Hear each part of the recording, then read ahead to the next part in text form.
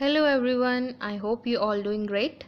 The topic for today is transcribing.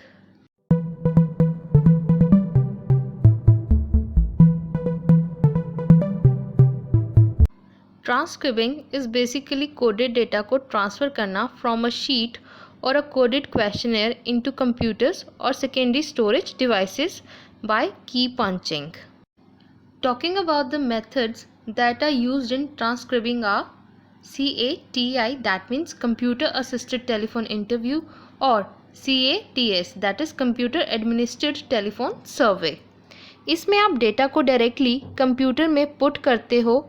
ये हमारा time save करता है जो कि एडिटिंग कोडिंग में कंज्यूम होता है, and it already makes data available for analysis. And इसमें कोई भी इंटरव्यू इन्वॉल्व नहीं होता है. एंड जो एरर्स गलत डेटा एंट्री से या फिर एडिटिंग कोडिंग एंड टेबुलेशन से हो जाते हैं, ये उनको भी रिड्यूस करता है. नेक्स्ट मेथड हमारे पास है ऑप्टिकल स्कैनिंग. इसमें मार्क्स सेंस्ड क्वेश्चनर यूज़ होते हैं. What respondent do is they darken the small circles, ellipses or set of parallel line to choose their answer. Then in marked points वो scan किए जाते हैं. Then उन answers को एक फाइल में सॉर्ट किया जाता है. It makes data transcribing easy.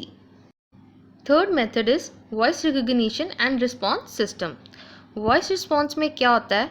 It uses a software that on recognizing your vocal response it converts all the information into a set of questions. इसमें आप एग्जांपल ले सकते हो टेलीफोन कीपैड रिस्पॉन्स. इसमें कंप्यूटर्स लिंक्ड होते हैं with telephone and respondents अपने answer convey करते हैं by pressing appropriate keypad. Then system recognise करता है रिस्पॉन्स को और उन्हें कंप्यूटर में स्टोर कर लेता है.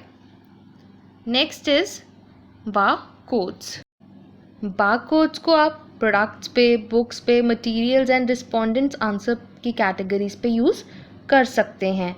All it requires is to pass a barcode wand over the barcodes that are labeled on the products or books, and the entire information related to the barcode is automatically fed into the system.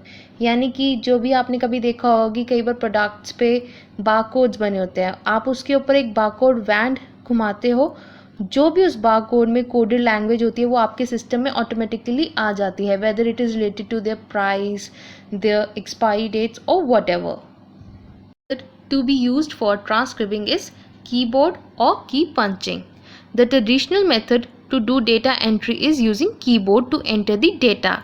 As data is added manually, so the chances of error increases. And इसमें वो क्या करते हैं कि verify करते हैं through keyboard to see that valid and correct data is sorted. Verification is done through other computer system. They re-enter data to compare it with early recorded data. यानी कि उन्होंने एक सिस्टम में अपने डेटा को enter कर लिया manually through keyboard. Now next is do is same data को एंटर करते हैं दूसरे सिस्टम में, सो दे डू चेक कि उन्होंने वैलिड एंड करेक्ट डेटा को एंटर किया है, और अगर कोई एरर होगा तो वहाँ पे वो कैच हो जाएगा. और इसमें क्या होता है कि as there is a twice typing of the data, तो ये टाइम कंज्यूमिंग होता है, जिसकी वजह से क्वेश्चनर सारा इवेल्युएट नहीं हो पाता, सिर्फ 25 to 30% ही हो पाता है. सो अगेन इस मेथड का ये ड्रॉबैक है.